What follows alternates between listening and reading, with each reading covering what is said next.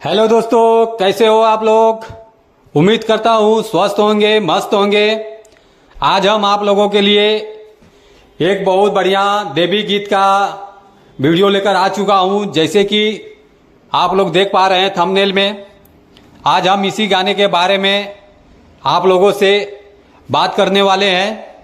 आप लोग वीडियो को शुरू से लेकर लास्ट तक जरूर देखिएगा, तभी कुछ समझ पाएंगे।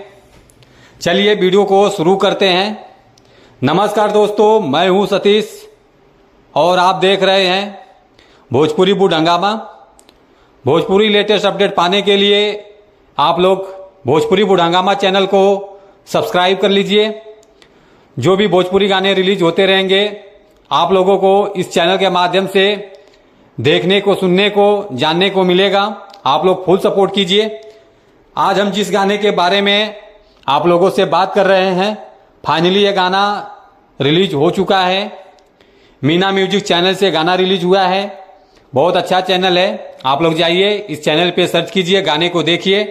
बहुत प्यारा सॉन्ग है और ये गाना गाया है मीना यादव जी ने। बहुत जबरदस्त सॉन्ग है और इस गाने के म्यूजिक डायरेक्टर हैं दीपक यादव जी।